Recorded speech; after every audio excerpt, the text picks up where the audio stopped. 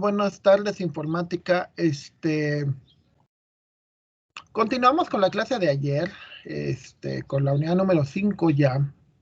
Y bueno, la idea de que tengo de ustedes de compartir información es porque a mí me gusta también relacionarla, o sea, yo formo grafos, ¿sí? En donde la idea es de que a partir de eso que me dicen, porque no se los pregunto, voy a preguntar a cada grupo. Y de los dos grupos que me han respondido hasta ahorita, pues realmente las conclusiones son,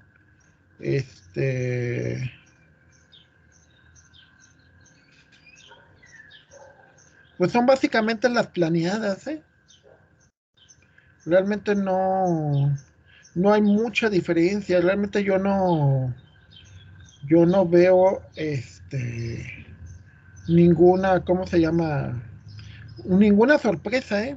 Realmente yo no he visto hasta ahorita ninguna sorpresa. Realmente todo ha sido lo más esperado, no ha habido realmente algo sorprendente, que es interesante, porque eso significa de que mis estimaciones y mis planificaciones son buenas. Entonces, bueno, continuamos con esto. Ayer veíamos el concepto de grafo, en donde les decía que es un conjunto de nodos, como estos circulitos, nodos como estos puntitos que ven aquí, nodos como las bifurcaciones entre estos son nodos, y vértices, ¿no? Algo que los conecta. Eso es importante. Entonces te dice, el primer ejemplo de trabajo de grafos fue un trabajo hecho por Leonhard Euler. Eso fue en el siglo XVIII. En el siglo XVIII, en una ciudad que se llamaba hasta 1945 Königsberg, o el pueblo del rey, y que actualmente se llama Kaliningrado, y que antiguamente estaba en Alemania. Bueno, en ese entonces estaba en Prusia, no era Alemania, y actualmente se llama, está en Rusia, ¿no?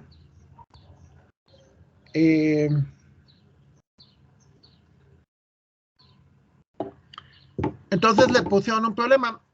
Königsberg es una ciudad que hay un río muy, muy grande, no recuerdo cómo se llama el río. Bueno, el río Pregel. Entonces el río Pregel forma islas.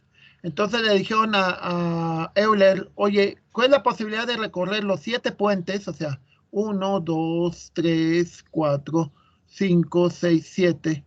De todos pasan, empezando en un lugar y sin recorrer 2 veces el mismo puente, regresar al punto de origen, ¿no? Y llegar al mismo sitio, es decir, si partes desde aquí, recorrer los 7 puentes y regresar aquí mismo, sin repetir 2 veces el mismo puente. Entonces, Euler planteó esto como un grafo, donde cada uno de los puentes los vio como las aristas y los lugares los vio como los nodos. Y entonces a partir de que tú lo modelas matemáticamente, tú lo puedes resolver y es la mejor solución. ¿Sí? Alguien puede decir, no, pues le voy a pensar mucho y lo voy a solucionar. Y es cierto, pero ¿cómo estás seguro que es la mejor solución? No estás seguro. Entonces, las matemáticas te ofrecen esa garantía. Los grafos se usan para modelar problemas. Eso es muy importante, el concepto de modelo. ¿Sí? El concepto de modelo es de que tú tengas algo en una representación. Se le llaman herramientas conceptuales. ¿Qué significa? Pues significa que vas a usar tu mente, vas a usar tu cerebrito. ¿Sale? Entonces, vas a usar tu mente de tal manera que vas a representar la realidad. No es la realidad, pero es una representación de. Sí. Ejemplos de modelos las veíamos ayer, ¿no? O sea, por ejemplo, lo que es la representación de un plano, una maqueta, son modelos, ¿sí? Y se usa muchísimo en toda la ingeniería, ¿no? Transporte, servicios, planeación, etcétera. Todo se usa grafo. ¿Pero qué es un grafo? Un grafo, matemáticamente hablando, se le conoce como una variable G que está compuesta por dos conjuntos, donde el primer conjunto se le llama conjunto de vértices o nodos. Bueno, perdón, yo lo estaba diciendo ayer mal. Es un conjunto de vértices o nodos y un conjunto de aristas o arcos que conectan los vértices o los nodos. Una arista lo podemos entender como un par ordenado en donde tienes un par de vértices. Eso es una arista, que yo lo dije mal ayer, pero bueno. Tenemos este grafo, donde tenemos el grafo, donde tenemos los nodos son A, B, C, D, E, y las aristas son todas estas, ¿sí? Donde las aristas son, por ejemplo, de A a B, de A a C, y de A a D, de C a E, de C a D, ¿sí? Esas son las aristas. Las aristas son pares, pares en donde tú relacionas un elemento con otro. En teoría, los grafos así funcionan. Podrías tener todavía variaciones.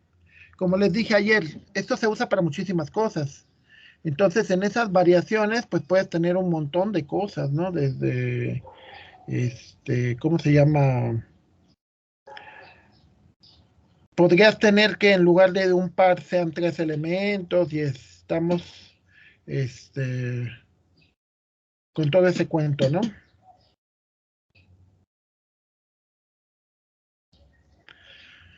Entonces, bueno,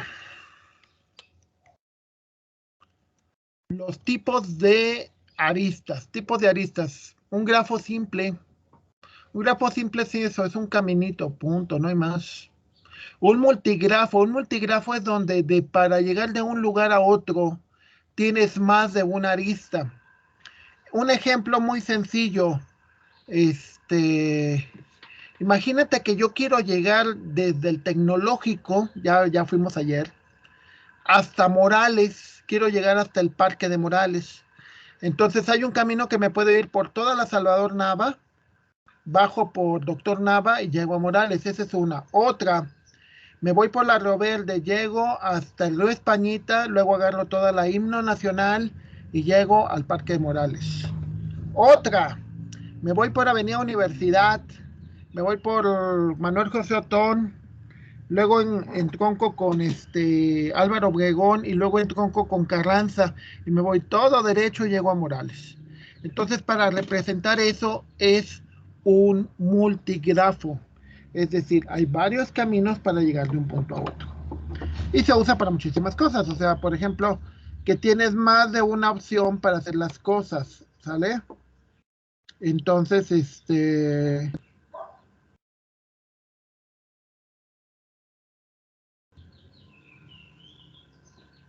entonces, este, un pseudografo es un multigrafo que tiene le llaman esto cuando tienes una arista que sale de un punto y entra al mismo punto, se le llama un bucle, ¿sí? Casos de un bucle, por ejemplo, cuando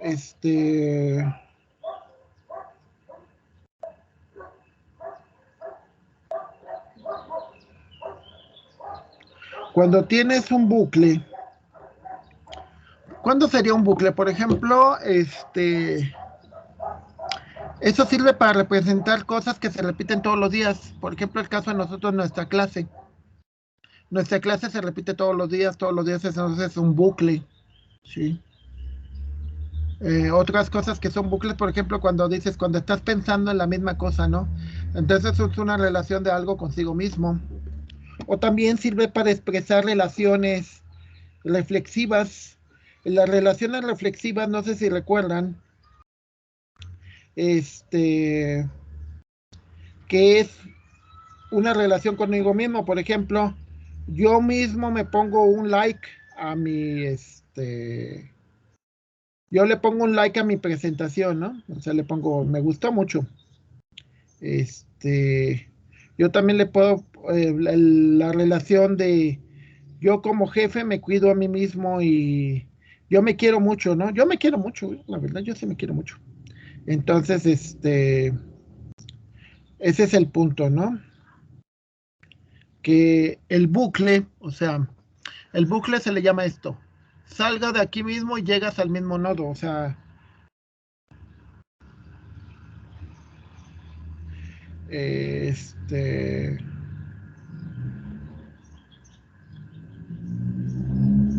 eso es importante. Por último, lo que hablábamos de lo que hablábamos de los grafos que pueden representar muchas cosas. Entre esas cosas que pueden representar, se pueden utilizar las flechas para indicar un sentido, ¿no? Entonces, en ese sentido, o en ese caso, es importante que ustedes, ¿cómo se llama? Que lo usen, ¿no? O sea, el caso más común o más conocido de grafos dirigidos son las calles. Las calles, por ejemplo, yo vivo en una avenida, entonces es un grafo en ambos sentidos. O sea, podemos ir en el lado oriente o lado occidental. Hay calles que son de un solo sentido, ¿no? Entonces se usa una sola flecha. Hay relaciones que son en ambos sentidos, como las relaciones simétricas. O sea, yo te apoyo, tú me apoyas, es una relación simétrica. O asimétrica, cuando digo yo te mando, pero tú no me mandas a mí, ¿no? Como te dice tu papá, ¿no? Entonces, bueno, esos son tipos de grafos. Terminología, etiquetado. Un etiquetado es una distinción, puede ser un número, puede ser una cadena de caracteres que se hace los vértices, que los hace distinguibles de los demás, ¿sí? Asignándole a cada vértice o arista un nombre. También se pueden etiquetar tanto los nodos como las aristas, ¿sí? Los nodos y las aristas se pueden etiquetar. O sea, por ejemplo, el caso de nodos etiquetados. Les decía que los lugares pueden ser nodos, por ejemplo, un nodo, el TEC de San Luis es un nodo. El HEB es un nodo, ya es el nombre, ¿no? La fábrica de la Coca-Cola es un nombre, es una etiqueta. Ahora, esos son nombres de nodos, nombres de aristas. Acceso Oriente es el nombre de la arista. Carretera Río Verde es el nombre de la arista. Avenida Universidad es el nombre de la arista, ¿sí? Y es un etiquetado que hacemos. Nosotros necesitamos etiquetar las calles, ¿no? Es obvio, porque pues, ¿qué pasa cuando no, ¿cómo se llama? Que no le ponen nombre a las calles, ¿no? Adyacencia. Adyacencia se dice que dos vértices son adyacentes si hay una arista que los conecta entre ellos. Una y solo una arista. Si yo fuera así, yo diría, a ver, ¿cuáles son los lugares adyacentes a San Luis Potosí? Pues podría decir Soledad. Hay una arista que me conecta directamente a Soledad. San Pedro, Cerro de San Pedro, hay una carretera que me lleva directamente. Por ejemplo, que es Tierra Blanca, es un lugar adyacente. Monte Oscuro es un lugar adyacente. Por ejemplo, Monterrey no. ¿Por qué Monterrey no es un lugar adyacente? Porque para llegar a Monterrey tienes que pasar por Matehuala, tienes que pasar por Saltillo y tienes que pasar hasta Monterrey. Bueno, no necesariamente, pero adyacencia significa que tienes dos nodos que están unidos, que necesitas una sola arista para llegar de un punto a otro. ¿Sí? Eso es adyacencia. Entonces, vas a tener puntos que son adyacentes y puntos que no. Una aplicación que me tocó ver, muy curiosa. En el Cebetis, mi hija está en el Cebetis 121. Entonces, ellos, ellos hicieron el siguiente detalle. Dijeron, vamos a poner en la mañana a todos los estudiantes que vivan muy lejos. Es decir, que no estén adyacentes, que donde viven no sea adyacente. Y vamos a poner en la tarde a todos los alumnos que vivan cerca. que sean adyacentes, que vivan aquí en la Benito Juárez, en la Santa Mónica, cosas así, la San Francisco. ¿Cuál fue la política? La política es que como el ambiente es muy peligroso, entonces era una manera de proteger a las personas, ¿sale? Esa es una manera y es válida. Entonces, ellos dijeron, lo que esté adyacente van a la tarde, los que no estén adyacentes van a la mañana. El grado de un vértice. El grado de un vértice es un número natural del cero al infinito que designa el número de aristas que le conectan con otros vértices. Pongamos, por ejemplo, acceso oriente. Acceso oriente, si tú ves la esquina del TEC, pues ahí conecta dos aristas, ¿no? Conecta la carretera Río Verde con acceso oriente. Pero si tú ves, por ejemplo, otro nodo que es el distribuidor, el grado del distribuidor, a ver, conecta Avenida Universidad, conecta Salvador Nava, conecta la carretera a México, conecta la carretera Río Verde y conecta la carretera Matehuala. Entonces se dice que Avenida Universidad, que el distribuidor Juárez tiene grado 5. La esquina del tecnológico donde conectas acceso oriente posiblemente sea de grado 2 porque nada más conecta dos calles, que es carretera Río Verde y de hecho, para los que conocen bien San Luis, hay un lugar que se llama Las Nueve Esquinas. Las Nueve Esquinas es precisamente eso, es una esquina, es un espacio donde se supone que llegan 9 vértices, ¿sí? Ese está por el centro, está por Damián Carmona y Julián de los Reyes, por ahí está. Conecta, ay, bueno, no me acuerdo todos los nombres. Pero bueno, ese es a lo que nosotros conocemos como el grado de un vértice. Eso es importante porque, por ejemplo, por muchos años, Google te ordenaba los resultados de búsqueda por las conexiones que tenía una página. Es decir, si una página tenía muchas conexiones, entonces automáticamente te la ponía en primer lugar. Y al revés, si nadie apuntaba o nadie tenía un link hacia esa página, entonces no te la ponían. ¿Estamos? Entonces era el algoritmo que usaba Google. Ya lo cambió, ya, pero usaba mucho este algoritmo, el grado de vértice. Incidencia. Una arista es incidente a un vértice si esta lo une a otro. O sea, por ejemplo, yo puedo decir que las calles que inciden sobre el TEC de San Luis es el acceso norte, acceso oriente y carretera Río Verde. Son las que llegas, ¿va? Y hay una avenida tecnológica que está detrás de. Incidencia significa lo que va llegando, ¿no? O sea, de nuevo, ¿cuáles son la incidencia hacia el distribuidor Juárez? Pues son todas las que les comenté, las 5. Avenida Universidad, Salvador Nava, carretera Río Verde, a Matehuala y a México. ¿Sí? ¿Cuál es la diferencia entre el grado y la incidencia? Están los dos muy fuertes relacionados, pero la incidencia sobre todo está más relacionada con el hecho de que sabes que te conecta con un nodo. El grado es qué tan conectado está. Por ejemplo, si tú ves el mapa en San Luis Potosí, sabes que la ciudad de San Luis Potosí está conectada con Matehuala directamente, con Matehuala, con Aguascalientes, con Zacatecas, con Guanajuato, con San Luis de la Paz, ¿sí? Pero pon otro caso, por ejemplo, la ciudad de Tampico.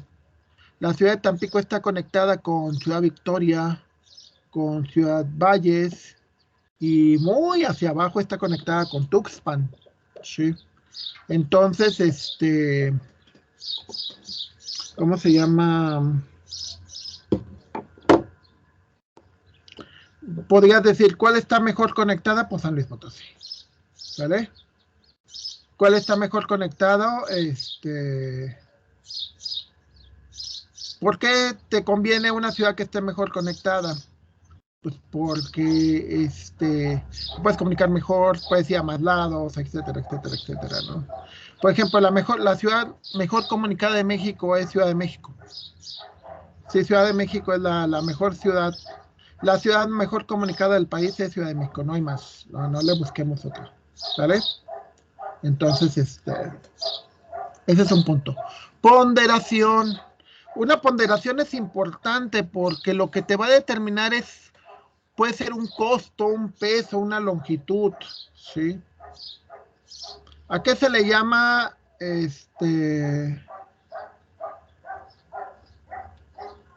cómo se llama? Les pondré un caso de una ponderación. Por ejemplo, las calles, la velocidad a la que puedes ir. Tú cuando pones una arista, dices, a ver, si yo voy en una callecita empedrada, pues puedo ir a tal velocidad. Si yo voy en la carretera Matehuala, puedo ir a tal velocidad. Entonces yo le pongo un valor, un peso.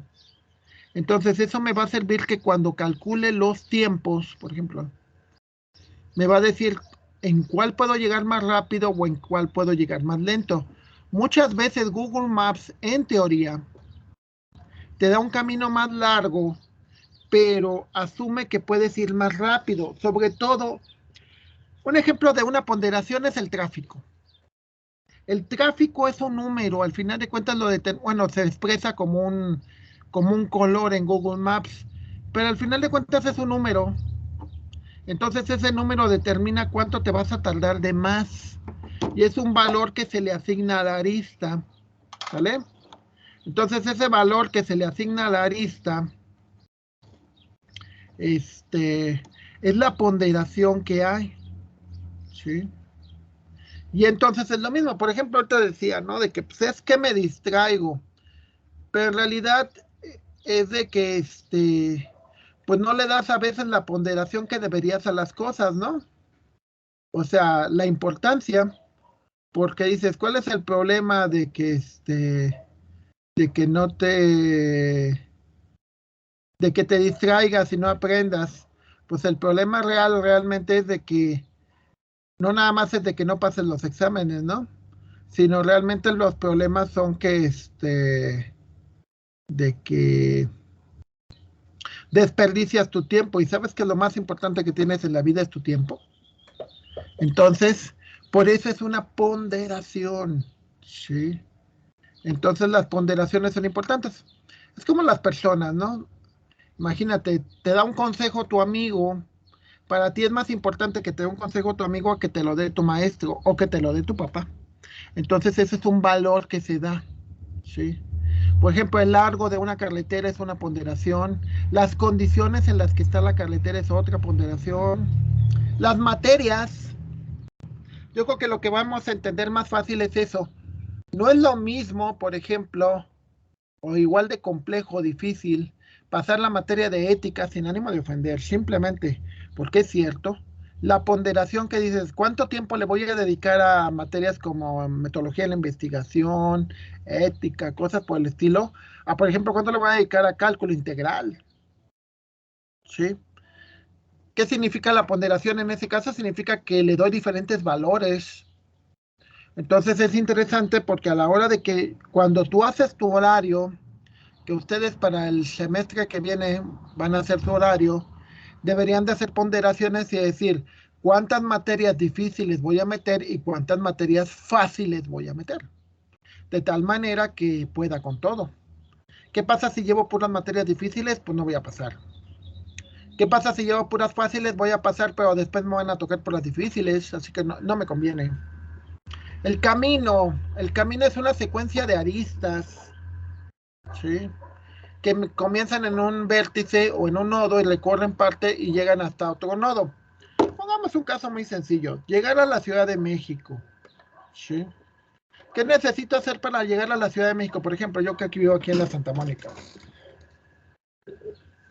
Primer camino, o sea, el camino son los siguientes nodos. Primero es de aquí a Pozos, o sea, tengo que llegar a Pozos.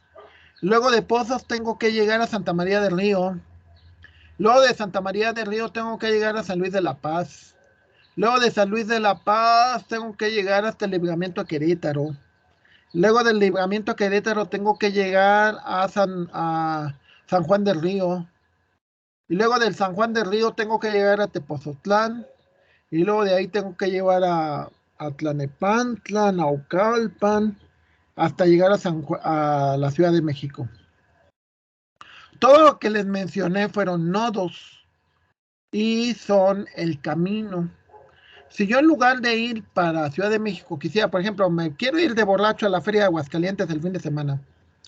¿Cuál es el camino? Ah, pues de aquí tienes que ir, depende cómo te vayas, te puedes ir a Escalerillas, y luego de Escalerillas te vas a Villa de Arriaga, luego de Villa de Arriaga te vas a Ojuelos, luego de Ojuelos te vas a General Cepeda, creo, y luego ya te vas a Aguascalientes, ¿sí? Entonces el camino, pues en un mapa lo podemos entender muy fácilmente, pero en realidad son muchas cosas. ¿Cuál es el camino que tienes para ser ingeniero? Muchas veces te dicen, es que eres ingeniero en los últimos años. No, en realidad es un camino que empezaste cuando entraste al kinder. Cuando entraste al kinder fue la primera parte del camino, ¿sí? La primera parte del camino es cuando empezaste a socializar, cuando empezaste a hacer bolitas y palitos. Porque un ingeniero es todo, ¿eh? O sea, no nada más es el que hace derivadas y todo ese rollo, no. Un ingeniero es el que sabe leer, sabe escribir, sabe llevarse con las demás personas, sabe y sabe, sabe y sabe y sabe y sabe, ¿sale? O sea, sabe un montón de cosas, pero que no todas te las enseñamos aquí. Muchas ya las tienes. Y como lo que decíamos en clase presencial, ¿no? Decían, en realidad esto ya lo han visto. ¿Cuál es la única diferencia? Pues que no lo habían visto con esas palabras, pero ya lo habían visto. Nada más que así le llamamos. Un circuito, cuando existe un camino que empieza y acaba en el mismo vértice. El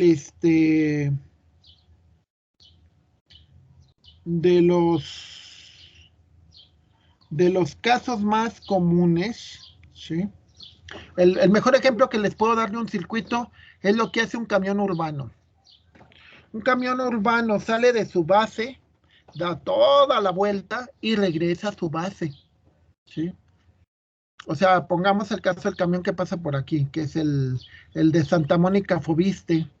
Entonces hagan de cuenta que sale de aquí de la W, pasa a la Santa Mónica y luego se va por el TEC. Y bueno, sigue todo un camino, se va hasta el Fobiste, regresa y tarde o temprano vuelve a venir por aquí al centro, vuelve a la ferrocarrilera o la Rivas Guillén y ya llega hasta acá. Entonces, bueno, no va por una, no, va por otra, pero bueno. Un circuito es eso. Un circuito clásico sería, por ejemplo, las glorietas. Una glorieta es un circuito, porque si tú la recorres toda, pues donde empezaste ahí terminas. Los circuitos se usan para muchísimas cosas. Todos los repartidores hacen circuitos, ¿eh? Porque salen de una fábrica, salen de una tienda, salen de un almacén, reparten todo lo que tienen que repartir y tienen que regresar ahí. Entonces tienes que generar un grafo donde recorres todos los nodos y tienes tarde o temprano que regresar a donde tú quieres. Entonces, obviamente, cuando diseñas ese circuito, tiene que estar muy bien hecho. Cuando ustedes viajan, es lo mismo. O sea, cuando yo viajo, hago un circuito donde yo sé que salgo de San Luis y tengo que regresar a San Luis. Isomorfismo. Dos grafos son isomorfos si solamente varían en apariencia, pero tienen exactamente las mismas adyacencias, los mismos nodos, las mismas aristas, etcétera. Si son iguales en el número de vértices y en el número de aristas, son dos grafos isomorfos, ¿sí? ¿A qué se refiere isomorfo? Iso igual, morfo, forma. ¿Y eso a qué se refiere? Pues se refiere a que muchas veces vamos a ver cosas que se ven de diferente manera, pero que son iguales, ¿sí? Entonces, los grafos isomorfos pues, son útiles. Por ejemplo, en muchas oficinas se van a dar cuenta que no tienen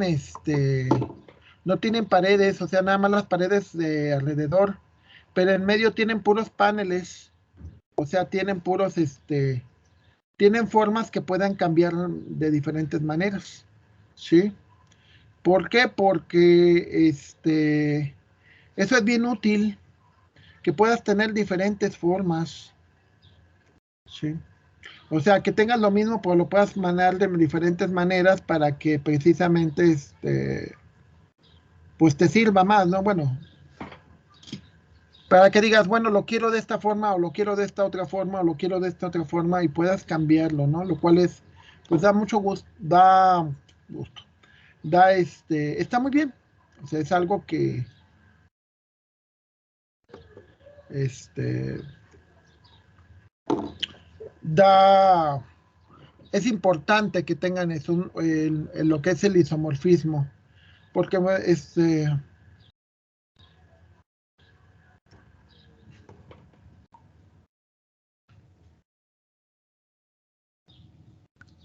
me fue,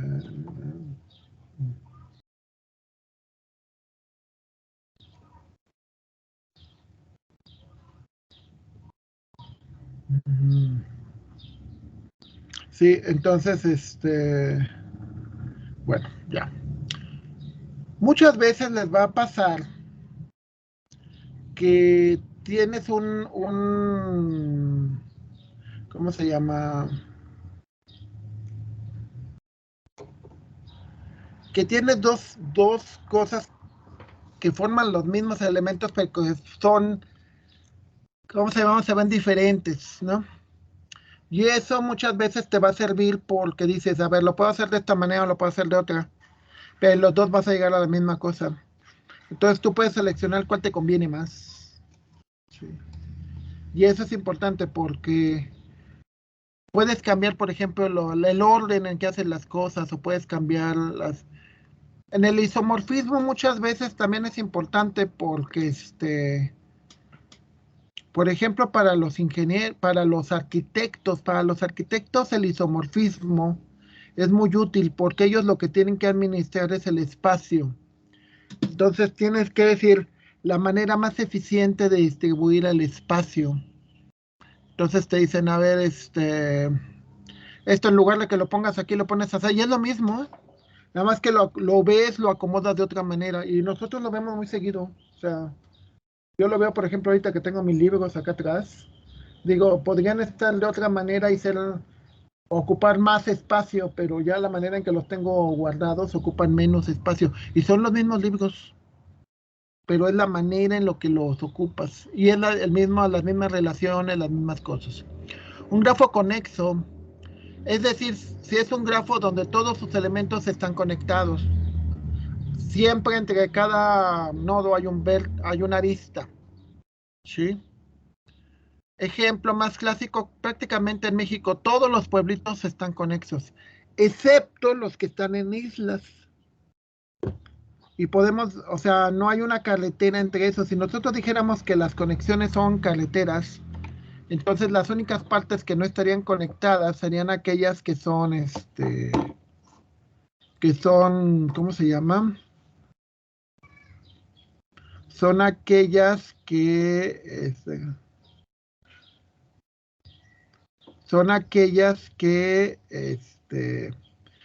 no hay ningún camino, no hay ninguna conexión, lo cual es súper raro, güey.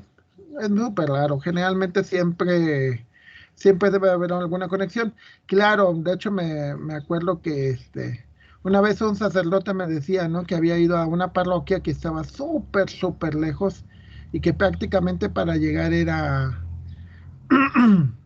pues era muy complicado, ¿no? Que no había un camino, que no era conexo, ¿no? O sea, que el camino no entraban ni siquiera las camionetas, ¿no? Que tenías que ir en burro o algo así. Entonces, pues tendrías que definir realmente el concepto de arista, ¿no? Si arista es cualquier camino, aunque no puedas meter un vehículo, o arista es solamente donde puedes meter vehículos, ¿no?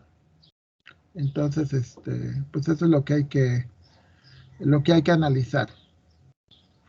Entonces, familias, por ejemplo, un grafo regular. Un grafo regular es aquel que se puede representar de alguna manera en dos dimensiones.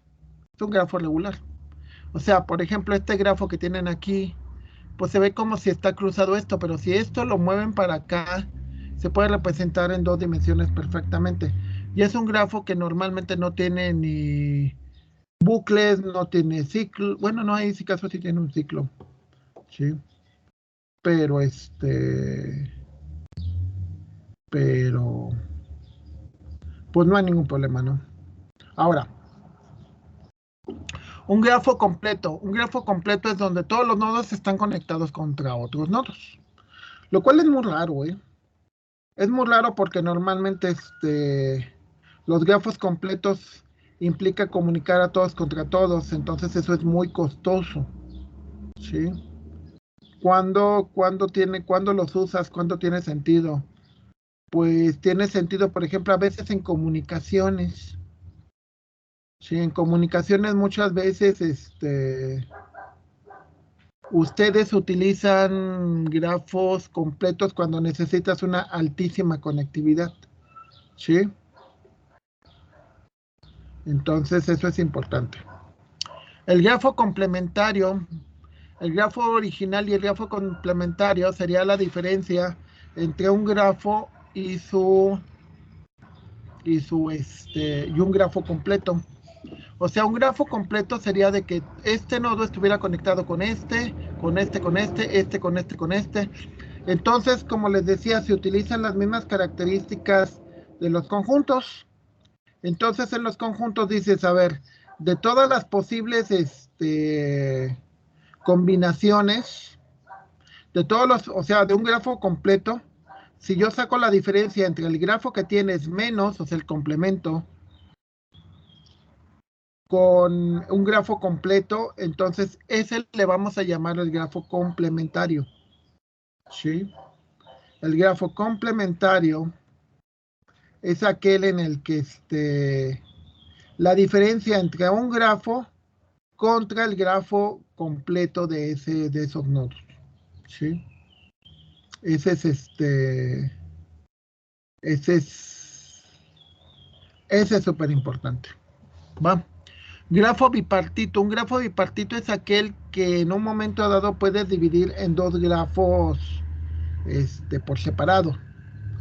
Y es muy importante porque muchas veces cuando ustedes necesitan, por ejemplo, tienen una red, cuando estudian redes y comunicaciones, se van a dar cuenta de que muchas veces no está correcto que tú puedas, que tengas todo el mundo conectado con todo el mundo, porque no necesariamente es necesario. Bueno, no, o sea, dices, oye, pero lo que pasa es que los de estos cuates no se conectan con tales, no, pues entonces, ¿qué haces? Este, pues lo que haces es no los conectas, o sea, no estableces, separas una conexión con otra. Muchas veces, y eso va a ser muy, muy útil, está lo que nosotros llamamos particiones en la red. Entonces, lo que haces es, una red es un grafo, es una conexión. Entonces dices, voy a dividirlo en dos partes para que los mensajes de un lado no lleguen a los otros. ¿Sí? Y eso muchas veces les va a ser súper, pero súper útil. O sea, te vas a dar cuenta que decir, no, pues qué bueno, porque muchas veces las redes son lentas porque hacemos eso, ¿no? O sea, muchos mensajes que no deberían de ir.